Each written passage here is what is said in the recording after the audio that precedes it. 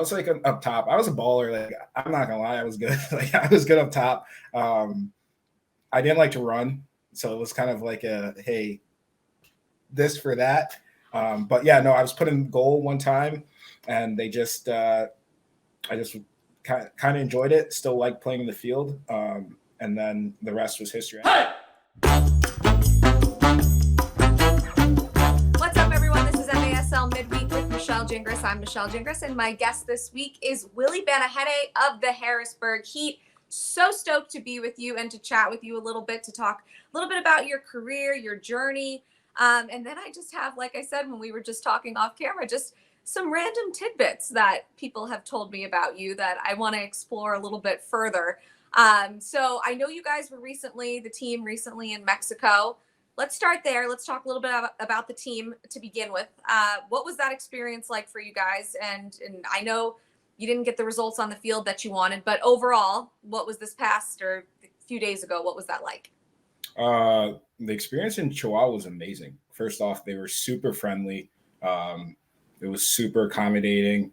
I knew a little bit of Spanish. I stopped taking Spanish probably my junior year of high school, and I realized like I didn't know nearly as much as I thought I did. But they worked with us. The team was super accommodating.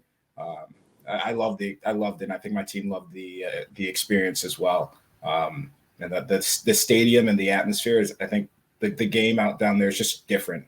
You know, it's a different vibe, and it's a different mentality. It's fast. It's, you know, when you see like older women, older grandmas yelling, supporting, and it's crazy, you know, and it was definitely a different experience. That's what I was going to ask you about, because that's one thing I've noticed a lot in general in Mexico is just the passion for the sport. So did you, when you were there and you're playing, like, did you notice that? You kind of alluded to the fact that you did, but what was that like to be in the moment with just such passionate fans who care so much about the game, about their team? What was that like for you, even though you were on the opposing side? Yeah, I mean, first and foremost, I think I'm just like a fan of the league, like a fanboy of the league, and I just love seeing like great things happen in the league. To see like passionate fans, you know, you want to give them a good show. You know, if there's money's worth, and you know, it kind of makes us play harder. You know, you play in places like Utica, you play in places like Baltimore. They have great crowds, and you know, you want to put on an extra show, and that exactly like that down in Mexico as well. You mentioned being a fan of the league in general. So tell me a little bit about, you know, what your impression has been as this league has evolved, especially the last couple of years, and even the steps that it's taken just in the last season alone. Yeah. So, I mean, this is I guess it's my third season with that COVID year. And I've definitely seen like, you know, a lot of changes, and, you know, a lot of it gets me excited for the potential and the growth that we're trending to be. You know, as a fan, I think the play is definitely, you know, I think last year with the 7 teams, you saw very, very high play because there's such all teams were kind of congested into the 7 teams. But I think the level stayed at that level right now, and I can say that there aren't, like, there's no easy games. Even us, we're in last place, but I feel, you know, 7 out of our 13 games we were leading at halftime. So and I was going to say, I feel like you're a team that no one can count out. Like, you know, it's one of those teams that, and I think, correct me if I'm wrong, but do you feel like you're one of those teams that can still sneak up on a team? You know, like, no one can take a night off in this league. There's no such thing. No, I don't think so. And, you know, and I think for us, I think we just have a young team, and once we figure out to close out these games, we'll be right up there. And that was one thing I was going to ask you. Tell me about the dynamic this year for your team. You know, you mentioned just a young team. Sometimes that is with a young team, you know, they haven't been in situations like that, you know, closing out games, especially when you're leading at halftime. Like, those are things that have to be learned and kind of just take experience sometimes. So how would you describe like just the ethos of your team this year, and how you guys all kind of come together? Yeah, so I think first and foremost, yeah, we have a super young team. I think easily the youngest team in the league. I think we have like 7 guys who are like consistently in the 16 who are under 25, and most of them are playing professional for the first time. Mm-hmm. And I know me starting out, it was my first time playing a professional sport as well as learning indoor. So you kind of get that like double whammy with trying to be a pro, but also learn a new game. Sure. Completely different than out there. But you can see these rookies and the young guys improving game after game. Little strides each time, and you're like, okay, well, that guy did something, and that guy did something, and it's kind of putting all the pieces together and molding it so we can build a solid team, not just for next year, but years to come. Having been in that situation, a few years ago, like you just mentioned, and even trying to learn indoor in addition to just catching up with the league and all of that your first year, when you notice these little like milestones that maybe some of the younger guys have, is that something that you try to take a second and help them recognize as well? Or like, how do you see your role with this team with such a young nucleus? I think, I'm still learning myself, but, I'm trying to see. You're learning, but you've got highlight reel goals, or not goals, goals you're stopping, I should say. Yeah. So you're learning quickly. Yeah, I'm trying my best. With Pat, he gets us all on that fast track to for success. But I think being there so recently, I think it's important to remember the good things and forget about the bad things. I think to just instill confidence in them and give an environment for them to grow and to develop their skills. I think it's frustrating for everybody to be 2-10, but or 2-11. We're 2 and something, but it's frustrating. But the bigger picture is to develop, and we kind of have to be patient and understand what we were in that situation as well. If you pull up my things I did my rookie year, there's mistakes and there's good things and there's bad things. And I think it's just, focus on the good things that they're doing and teach on mistakes that are made. So I have here that your favorite number is number 32. Is that correct? Yeah. Okay. So why? Okay. It's not a great story. It's not like whatever, but so like when I grew up, they just gave your number by alphabet. So there were sometimes I was 3, sometimes I was 2. So I just was like, all right, let me put them together because my last name's Banahene. So I would either have like an A or 2 A's or whatever. So I just like, let me put them back. Yeah. I feel like numbers though, like do have meaning even when it's not like a great, like a quote unquote great story. Like I similarly, like I played basketball growing up and I was always number 3. And then there was a huge year where number 3 wasn't available and like a senior had it and I was like a freshman or something. So I got 2. Yeah. And then I ended up combining to 23, which is also obviously Michael Jordan. So that was, there was no problem with that.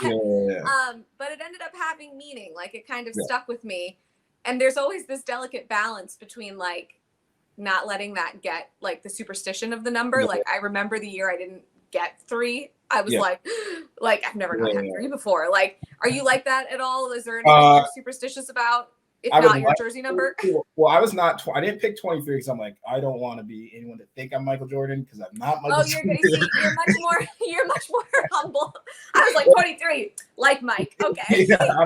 I'm like 32 because I'm like, I think I'm Michael Jordan, but I don't want people to think I'm Michael Jordan, so we switch it around. Yeah. But no, I was 0 my first 2 years. I wanted 32, but they already printed it, and as a rookie, they're like, you're getting what you're getting, and I was like, okay. No complaints. The second year they honestly forgot. This year I made a fight to get my 32 and I got it. So I mean at the end of the day I don't really read into it that much. Right. I feel more confident with my 32, I think. I agree. There's something. It doesn't have, like I said, it doesn't always have to be this like huge connection to it, but there is, I feel like when you have the jersey number that you want that you kind of identify with for one reason or another. Yeah. I feel like it helps a little bit. I don't know. Anything else you're superstitious with? I know athletes in general have their things. Is there anything that's yours?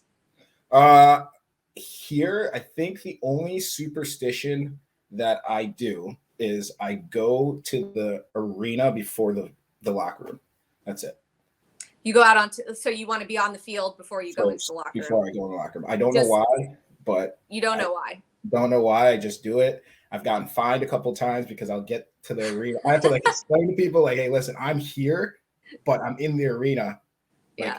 I'll take a picture. Like, nope, locker room at 5:00 means locker room at 5:00. But it's worth it. Do you do that for? I mean, you talk so much about being a fan of the league and the atmosphere and all of that. So, do you think maybe subconsciously it's just to kind of like take in the atmosphere, and maybe it's a way to, I don't know, I don't want to say like calm yourself, but like mentally prepare for what the night is? Yeah, I think that's definitely what it is, to walk in and not kind of be like starstruck when you walk in there for the Mm. first time. You Mm-hmm. go in there, you kind of see like, all right, well, this is not only am I looking at this is what it is, but you're looking at like, some boards are high, some fields are shorter, some turfs are different. So I look at and do that, and it's kind of my way to say, hey, I'm checking in to the game. It's Mm-hmm. game time now, and I'm ready to be prepared. For it. You mentioned you loved being in Mexico, but what other, I guess, arenas around the league do you get really excited to go to, whether it's from an atmosphere standpoint or it's just a rivalry standpoint? Which ones like hype you up the most? I like Utica. Utica has Yeah. a great atmosphere. I like the allure of Baltimore. I hate playing in Baltimore. Okay. It's just so small, and but it's a lot of action as well. Yeah. But it's just you have to be you have to know that arena more than any arena, especially because Baltimore plays it so well that you have to just be on your A game with the angles, with the lanes you play, and everything. But they put on a great show. The two times I've been to Milwaukee, I actually haven't played, but definitely a fan of those arenas too. Yeah. And I like Dallas too. Dallas puts on a good show. Honestly, I think it's the production of most places put our top tier Yeah. that I've been to. We haven't been out to California, but I watched those games and they look like they put on. It's interesting to hear, like, because as you were coming in, when you were first like trying to learn indoor soccer, right? Like, you brought up a great point. Like, you don't really know the vibe of like how, whatever it is, whether it's the field or the fact that it's small, or like it's the how, what the influence is going to be, right? Like, and how those factors are going to kind of play a factor in your own performance as well. Do you find that, like, as you now are in year 3, like knowing that helps you, it kind of gives you an edge? Yeah, yes and no. Nah. I think the biggest thing is just like not getting too high, not getting too low. Yeah.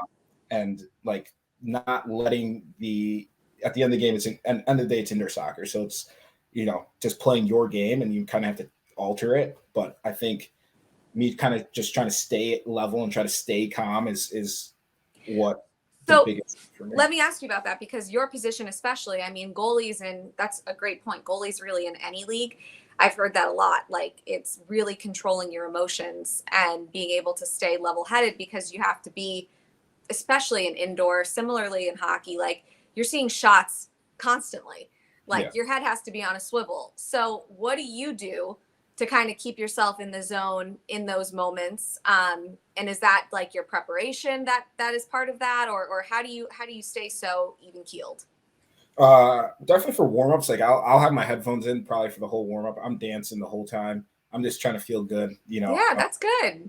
But so you don't it's like you don't let yourself take yourself too seriously, almost. No. And if anyone who knows me knows I'm like the goofiest person ever. So I just like try to like get in my zone, but I'm also like what gets in my zone. It's like a funny story. Like my first college game, I remember I was like, okay, I'm an adult now. I'm playing college. I put my headphones on. I'm listening to like classical, like war music that you would listen to, like from Game of Thrones. And first 30 seconds, I get chipped. And I'm like, okay, well, I got to change this, And then I realized, like, you know what?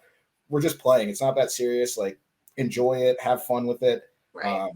So that's how I try to stay high and not get too low, or I don't know, stay in the middle. But like, even like if I make a save, I'm not really like jumping and hooting and hollering. I'm kind of staying calm because I know the next one's coming. So those are my kind of things. And if you make a mistake, just kind of like, next one, because I think a lot of times my rookie year, I'd make a mistake and I'd say, okay, well, I have to prove myself for the next shot. And then that's when you end up making the next mistake. So. Well, right. And then it's also just putting that pressure on yourself that, like, you don't need to do. And especially with, you were just talking about with a young team in general, I feel like maybe your teammates have experienced similar things where you're trying so desperately to just do what you have to do. And then one little mistake sometimes can kind of cause like a whole unraveling. And that comes with that experience, that comes with being in those situations and learning how to adapt. But you did mention one thing that was cool, that you keep your headphones on. So what's in your headphones? What are you listening to? Oh, it can be anything. It can be anything. Like, okay. As soon as Get Low by who's it? Lil Jon gets on, it's like, it's over. Great it's over. jam. I'm like, that's why I'm probably like, what is everyone's probably in the fans like, what is this guy listening to? It's Lil Jon. No, but that's a classic. Like Lil Jon classic. I used to always listen to T.I. Bring 'Em Out. That was that's in there. Like that's before the basketball games and stuff. Yeah. And that still to this day I could listen to and get like hyped about. Missy Elliott, anything Missy Elliott. Anything that I can like dance a little bit to. That's what I'm in there. It's not, it's not anything like it's like just like joyous music. I got a little bit like traditional African music in there too. I got it all. That's awesome. Good. So. Okay. So going down my little list here of just some other interesting things about you. This is actually, I found this really cool. So you have a recruiting website for high school athletes that are looking to play in college, correct? Is that something you're still doing? Not as much. Okay, so tell me about that. What is that? And if I got it wrong, correct me on what it actually is. So what it was kind of like a tool, and it's actually funny. So I'm going to shout out my teammate, friend, Matt Brain. He actually started the same exact thing. Okay. And it's basically like a tool to help college kids in the recruiting process, because me starting out, I didn't really play for an academy. I played for a premier team, and they don't, they're not. It's not basketball. It's not football. You kind of have to market yourself in soccer to put yourself out there. They're not just going to start knocking on your door. So I kind of went through it alone, and I got recruited by a lot of higher end schools. And I was like, okay, well, let's make this process easier for people. I started that honestly at, I want to say like 20, and it was kind of too much for me. So I put it on the back burner, but I was talking to Frenchie, he's probably one of the closest guys on my team. And he did the same exact thing, and his program's up and running.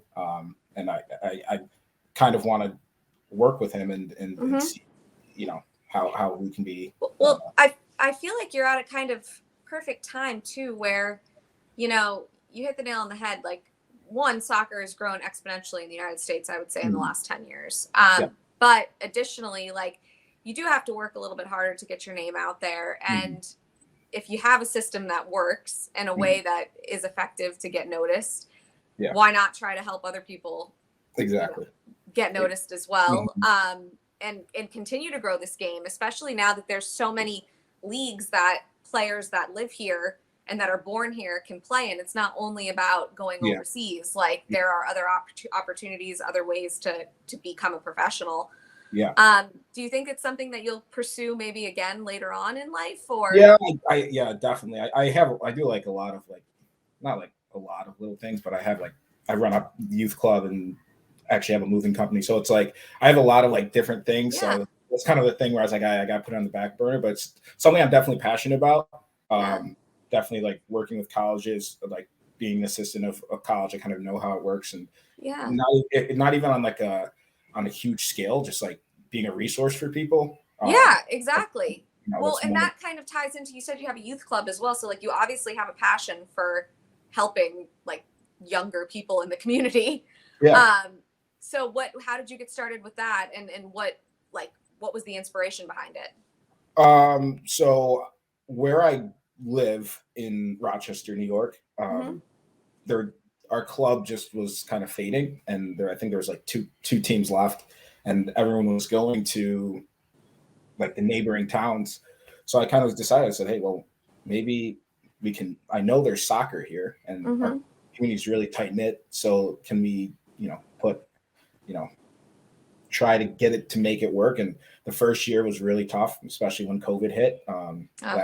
Last year we hit 6 teams, which was good. And now I think we're up to like 14, 15. So that's great. Yeah. So it's just growing. And, for me, like I doing this, playing, like I like playing, but I like, meeting fans. I like doing clinics and doing stuff. I think I like working with kids, and that's kind of my passion. And so are you proud to see the growth, and just, especially considering taking COVID into it as well, but say we take that year out, like in 2 years, it seems like it's been exponential growth. Like, so for you just to see that desire for all these kids that want to play the sport, but also to see that this league that you basically took over is having so much success, what does that mean to you? It definitely makes me happy. It's not perfect. We're not perfect, and it's the growing pains of it. Right. But, I love the beauty in the struggle. I love the ground up mentality, and it definitely makes me proud to see, like, people creating friends, and success, and the parents and the kids saying, "Hey, you changed my life," or you've helped adapt my life, or had my kid gaining confidence and stuff. That's the important stuff. We're travel, so I don't really care. Like, obviously we want to be successful on the field.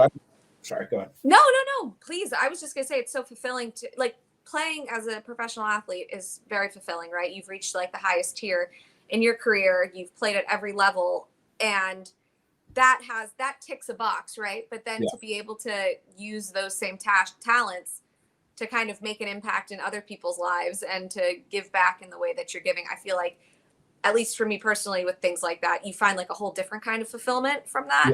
Yeah, absolutely. I think it's definitely, and I can't say which one I enjoy or which one's more fulfilling, but it's definitely, I look at it, and and sometimes not being a premier team, and it's a travel team, and just getting the kids playing, and even if they get to go on and play at a travel club, it's like, okay, well, we had some impact of development. So for me, like, obviously, like, I played for my local town, and I remember the same Spencer Derlin put me in goal. He was a high school goalie at the time, put me in goal when I was like 9. And he's like, "Oh, you can go out the second half." And it was, ironically, it was in boarded fields. And I just kept making save after save. And he's like, "Okay, you're going to play the first half to the second half." And I played the first half, and I'm waiting to get subbed out. He's not subbing me out. And I'm crying and just making saves and crying. And, I end up playing, and here I am. And those little stories. 100%. Wait, is that why your favorite player is Didier Drogba? Yes. I was wondering that, because I was like, he's a goalie, and like, that's like a lethal striker. Yeah, right? No, he was like my absolute like favorite player. I remember when I think I was in 7th grade. I asked my dad, all I wanted for Christmas was a perm like he had, and my dad was like, "Sure." He didn't give me anything. And then when my hair was long, I've had like a big afro, and he's like, I'm ready to perm it, and he's like, "Perm what?" I said, "My hair. That's what I asked for Christmas." Took razors and just shaved it all off. Oh, bummer. I thought you were going to tell me for sure you were rocking it. No, well, that's why I have the long hair now, because nice. It's for him, but he shaved his head now. But yeah, Drug was my favorite player, and then I was put in goal, and I didn't have to run, so I kind of like made that trade. It's such a misconception, though, because you have to be in such great shape, though, to be a goalie. Like, you're moving constantly. So, like, yeah, maybe you're not running, like, clocking the 3 miles or 4 miles, whatever it is. But you're still constantly, like, especially when the action is on the other side of the field, like, you got to keep yourself fresh, I feel like. Yeah, I mean, in indoor, it's a lot more tiring. You're taking a lot more shots. Totally. But it's, it's a different type of fitness. Like, I can run miles, and I won't be goalkeeper fit. I just have to you kind of have to just train and do it to stay fit in that level. Yeah, I was real quick before we go, because I am curious, just because as you transition from the outdoor game to the indoor game, like, what did change from your training regimen just to get you more, like, maybe if it's like from a reflexes standpoint, or what did anything adapt? I think the main thing was, you have to actually play like a field player with your feet. Not as much with the new rule, but I don't think the new rule kind of changed it as much. I think you actually have to make better passes, because you can't, you kind of want to keep the ball and kind of have more of a potent pass, but you got to be quick with your feet, good distribution. Obviously with the walls, a ball that goes wide and sometimes high, it's the next shot. So you kind of have to get up, and it's a little bit more crazy than traditional outdoor keeper. Huh. Very good. Well, this was awesome. It was so great getting to chat with you. I mean, we're already at a half hour. So, I mean, I have like so many other little tidbits so we might have to do a sequel to this part 2 at some point. All right. But thank you so much for taking the time. It was awesome to catch up with you. Yeah, no problem. Thank you for having me. This is MASL Midweek. You can catch these episodes every Wednesday right here. I'm Michelle. We'll see you next week.